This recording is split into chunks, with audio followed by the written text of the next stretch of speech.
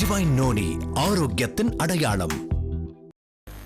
Distinguished guests on the dais, my brothers and sisters from all over the world, members of the press, ladies and gentlemen, I must thank Dr. Dr. Ratnam for bringing me here. I was a bit confused when Ratnam asked me to go over here because I thought I'm a trained cardiologist, a professor of cardiology in various universities, and I have been trying to understand human wellness and human illness for well over half a century, ever since I joined the Stanley Medical College in Chennai way back in 1956. Would you believe even now I am confused? Now today I am more confused because I was listening to the various talks from the morning, almost synonymously using the word wellness, integrated medicine, on all kinds of things together. Let me make certain definitions very clear. Irrespective of what medicine it is, whether it is allopathic or homeopathic, all medicines other than homeopathic are allopathic. Allo is against, pathy is disease. So if you give anything against a disease, it becomes an allopathy. So even the so-called alternative medicine, so-called complementary medicine are all allopathic. But homeopathy is something little different. That's one point. Wellness is your birthright. Would you believe that when a human body is designed by their great creator, it was designed in such a way that it should correct itself should something go wrong, not expecting any one of us to be assisting the ill people. You would be surprised. We were hunter-gatherers in the forest, and if there are only two causes of death, one is predation, the other one is old age.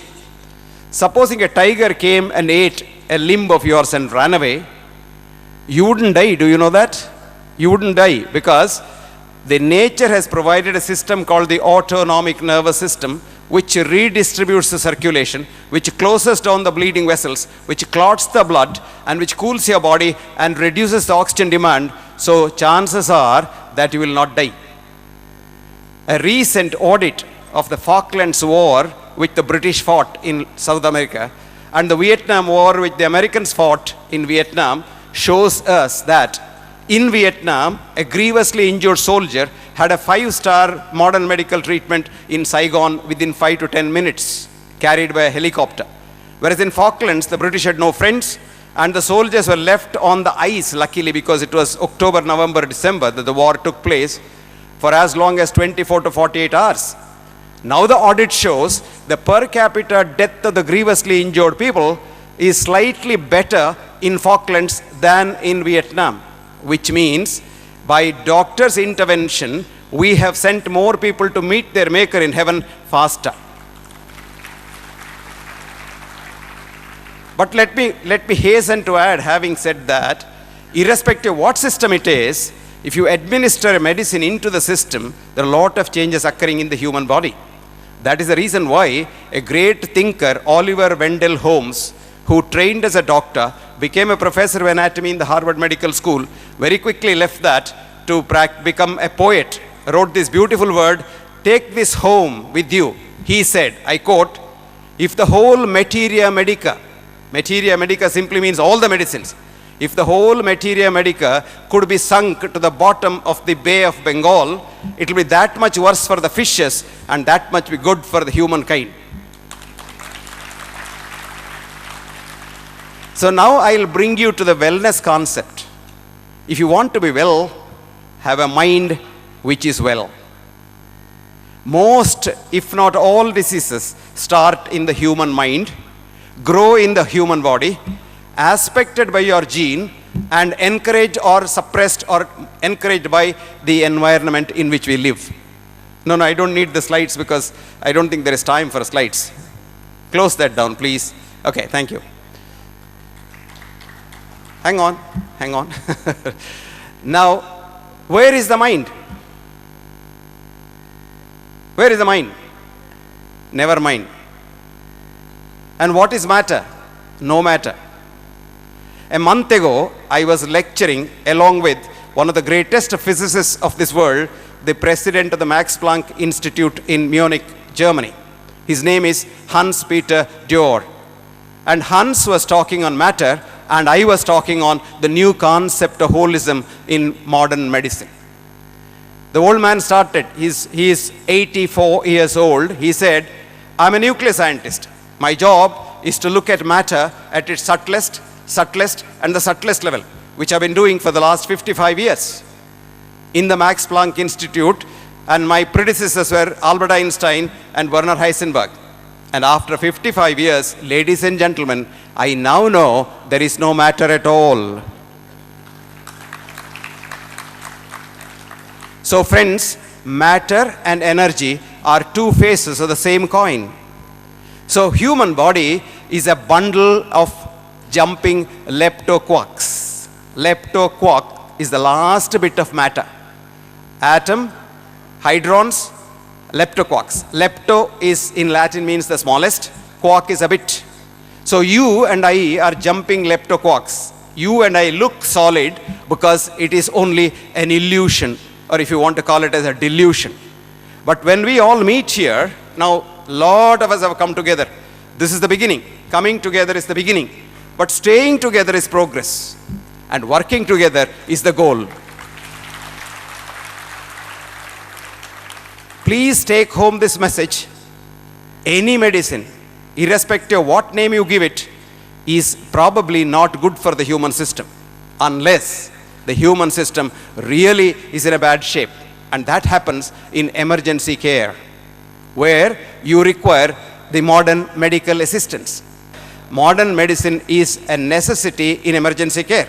God forbid, if one of us is you can't say, I will do meditation and my bones will get set. No, you have to go for modern medical treatment. But the incidence of emergency is only 5% of the population. 95% of the illnesses are probably self-correcting. Most illnesses are what are called minor illness syndromes. These do not require any medicines whatsoever, and it requires a little rest, and it dies at its own time. Then there are what are called chronic incurable diseases, like cancer, for example. Nothing much can be done. You have to only do what Hippocrates wrote: cure rarely, comfort mostly, but console always. And that's what medicine does. And that could be achieved by a mind which is tranquil. How do you do that? Very simple. Mind is not in the brain. Mind is in every cell of the human body at its subatomic level. But there is a headquarters which manages the whole human system. That's called the human brain. All of you must be knowing that the human brain is a beautiful organ, but has two separate entities, the right brain and the left brain, connected by a number of axons, nearly 3 billion axons of an organ called corpus callosum. Now, for those people who understand the computers, let me tell you, the right brain is a parallel processor. The left brain is a serial processor. So the right brain is in touch with the whole universe. The left brain is I am. You know, it tells you, oh, you are M Hegde, you must be something different from others. The left brain tells you. Left brain tells you, you must make money. The left brain tells you, you must cheat others. The left brain tells you, you sell a medicine and make money, come what may. But the right brain says, no, you are me. This mic is myself. Because the leptoquarks in this mic and leptoquarks in me are alike. And Hans-Peter Dürr, who is a German, was quoting ancient Indian scripture to say how much the Indian rishis knew about the mind.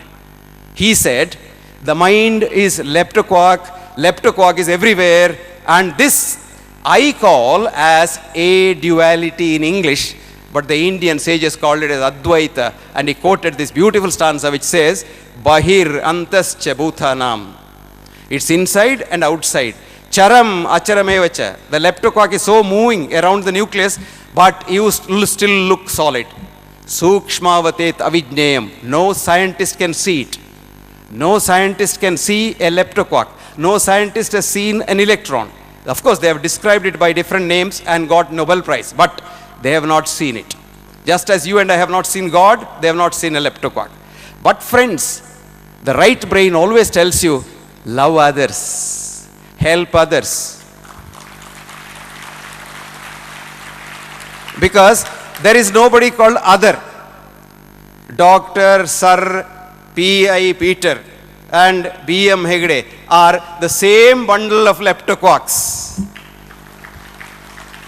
So the minute I say, shall I do something for Peter? Do you know what happens to you? Your immune system gets a shot in its arm. Your CD4 T cells go up. These are the cells which go down when you have AIDS. Some speaker preceding me was saying AIDS is the biggest disease. I am sorry for most of people who think AIDS is the biggest disease. You would be surprised in India. I am talking of India. More children, our minister is here. I want him to take this message to the health minister, who is a doctor. More children in India die of NIDS and not AIDS. What is NIDS? Nutritional Immune Deficiency Syndrome. Not acquired immune deficiency syndrome. Ladies and gentlemen, we are in a world which is totally different from the outside world. We all had a wonderful lunch this afternoon. I was only looking at the menu and I was wondering, 840 million people in this world, mark my words, 840 million people in this world do not have 1 square meal a day. Can you believe that? 540 million in this world are malnourished. 57 million children in India today, 2007, are malnourished, vis-a-vis 42 million in the whole of African continent put together. You are not aware of that world, the world of the have-nots.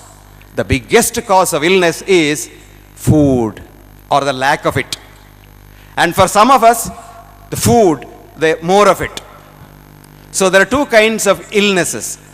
Illness of food deficiency, which affects a large majority, and the illness of excess food, which is called the new epidemic of obesity, overweight, cholesterol, and what have you. Let me remind you, my dear friends, there is enough in this world for man's need. Thank you very much. There is enough in this world for man's need. Did you say I must shut up? No, No, because I remember once my wife sent a chit when I was talking. And I didn't look at the chit. I just put it on the table and the chairman looked at it. Do you know what was written? KISS, K-I-S-S. So he was telling me after I finished my speech, your wife is so loving. Even here she has sent you a chit saying that she wants to kiss. I said, no. She said, keep it short, stupid.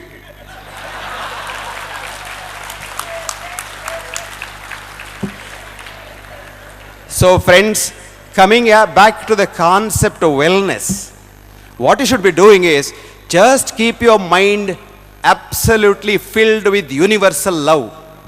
And very interesting thing about the human brain is, you know what are the greatest risk factors for disease? Not cholesterol and things like that. It is not what you eat that kills you. It is what eats you that kills you. Your negative thoughts. See this beautiful stanza from Charaka Samhita. Krodha, Shokha, Bhaya, Ayasa, Viruddhanna Bhojana, Taponalan, Katva Amla Kshara Lavana Tikshnoshnati, Rakta Pitta Prakopet. All diseases come from Krodha, anger. I will see that I destroy Peter. You know who gets destroyed? I. Each time I tell him, I want to destroy Peter, I am getting destroyed. My heart is getting damaged. My blood pressure is going up. My breathing is becoming bad. And my liver is functioning less. My sugar is going up.